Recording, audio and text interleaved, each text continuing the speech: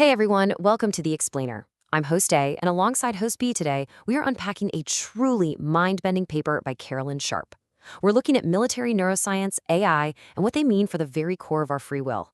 Let's just dive right into this because we've got a lot of ground to cover. Hey guys, I gotta say, reading through the source material completely changed how I look at technology. We're talking about some very real, very intense futuristic implications today. I am equal parts fascinated and terrified. Oh, you and me both. The sheer speed at which brain-computer interfaces, or BCIs, are progressing is just staggering. This is no longer just about, controlling a computer mouse with your mind. We're looking at a fundamental shift in human autonomy. So I want to kick us off with a pretty heavy question. Are your thoughts actually your own? Well, if you had asked me yesterday, I would have confidently said absolutely yes. Free will is like the one thing we all just assume is untouchable, right? But after going through Carolyn Sharp's research, yeah, I'm really not so sure anymore. When the paper started talking about brain syncing, my mind instantly went to sci-fi tropes. It sounded exactly like the Vulcan mind melt from Star Trek, just two minds completely sharing one merged consciousness. Exactly. And the paper literally references that Star Trek mind meld to help us wrap our heads around what's actually coming.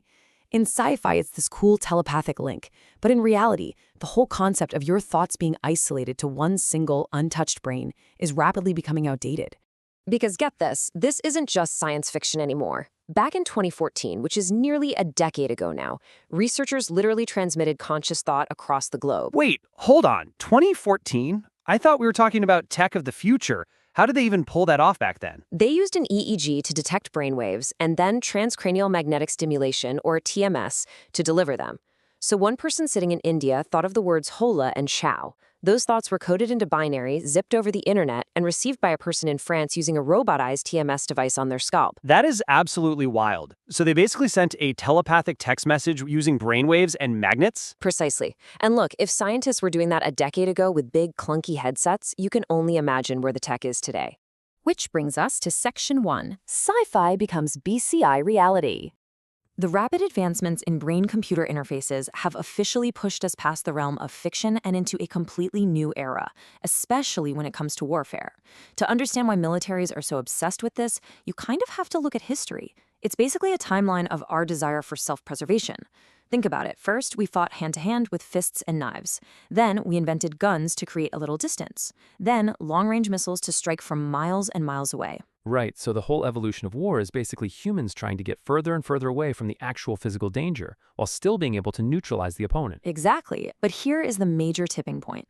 AI represents the final step. We're no longer just distancing ourselves physically. We are on the brink of distancing ourselves cognitively. By delegating warfare to AI, humans are removing their own thinking and judgment from the battlefield entirely, simply because an AI can process data and strategize way faster than our biological brains ever could.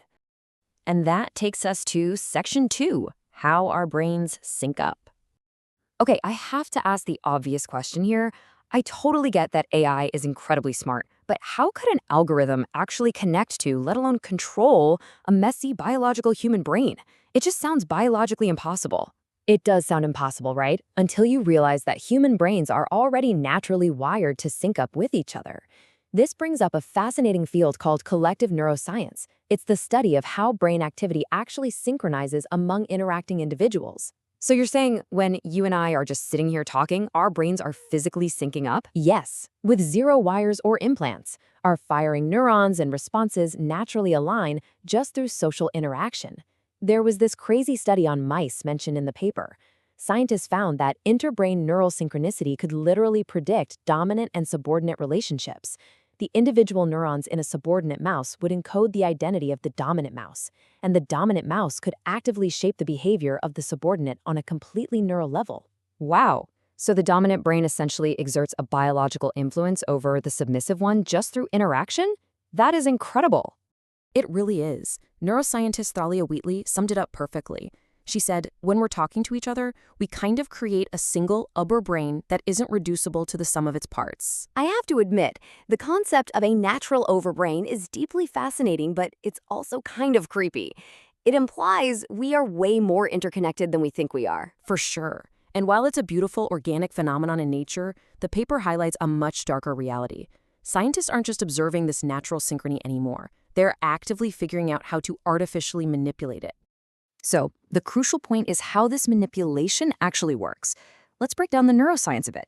Researchers hypothesize that the brain's electromagnetic field, or EMF, acts almost like a brand new type of neurotransmitter. Meaning my brain is emitting signals that other brains just pick up on? Exactly, like an organic Bluetooth pairing.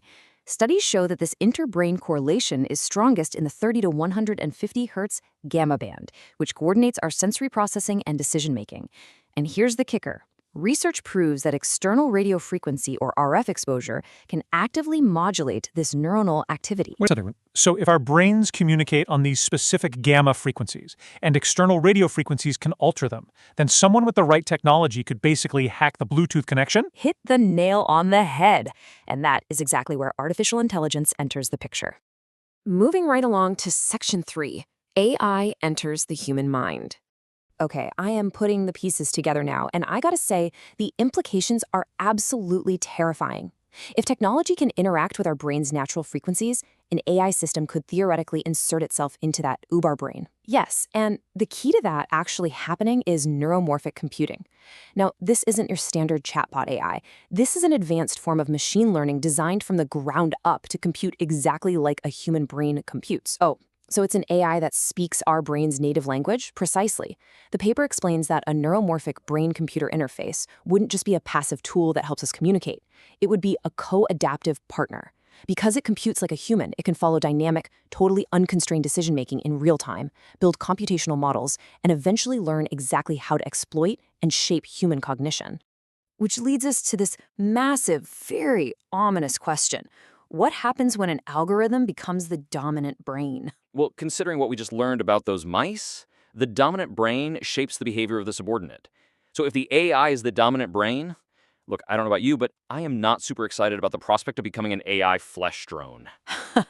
It's dark humor, but honestly, you are absolutely right. If an AI system acts as the dominant brain, consolidating influence and shaping your cognition, the humans involved are essentially reduced to exactly that. Drones. And that brings us to the very specific military application Carolyn Sharp outlines. Section 4. The rise of human drones. So, we are talking about militaries actively wanting to use AI to completely control human soldiers? Yes, and the official military terminology for it is HLAWS. That stands for Human Lethal Autonomous Weapons Systems.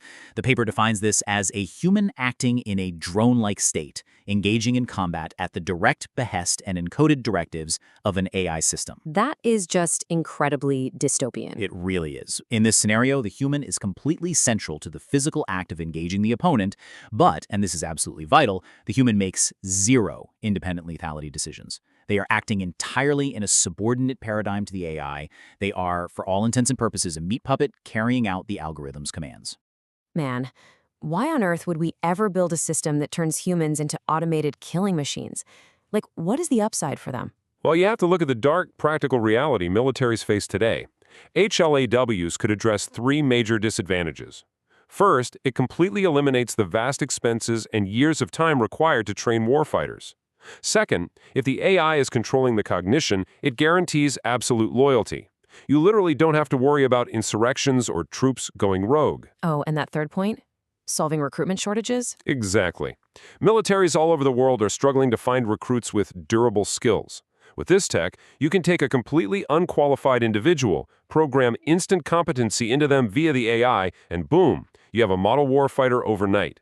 The military gets a perfect soldier, but at the cost of the individual's entire human agency. This brings us to our final ethical crossroads in Section 5. Are we losing human autonomy? Because if we actually deploy this technology, we really have to ask what happens to international law when the decision maker on the battlefield isn't even human anymore. We can see the current international panic about autonomous weapons in this 2023 quote. The UN Secretary General stated quite clearly, "The autonomous targeting of humans by machines is a moral line that we must not cross." They are urgently calling to prohibit machines that take lives without human involvement. But wait, based on literally everything we just discussed, that quote completely misses the point of Hawes. The UN is assuming that as long as a human is physically involved in the loop, the moral problem is solved. But if the AI is controlling the human's brain, Human involvement means absolutely nothing. The human isn't the one in control. Exactly. You've just hit on the core thesis of Carolyn Sharp's paper. The entire legal framework of warfare relies on the assumption that the human is operating independently, at full cognitive capacity. But with this tech, that is no longer guaranteed at all.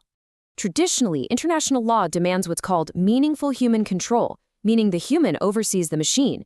But in the terrifying new reality of HLAWs, that paradigm gets flipped totally upside down into meaningful AI control. The AI directs, the AI oversees, and all human involvement exists in a completely subordinate role. So we are essentially using a human as a biological weapon, but giving the legal and moral driver's seat entirely to a piece of code. Precisely. And this leads to this haunting concept called the moral zombie. Because the AI is making all the decisions, it brings all of its inherent limitations right into the human body. Right, because an AI doesn't have common sense, it definitely doesn't have genuine humanity, and it can't feel the emotional weight of taking a life. So if you sync a human to an AI like that, you essentially strip away the human's empathy. You create a moral zombie operating with the emotional void of a machine. They can't be reasoned with, they only follow program directives. We just completely lose the principle of humanity in warfare. That is exactly the massive warning this paper delivers. And it leaves us with this final, really provocative thought.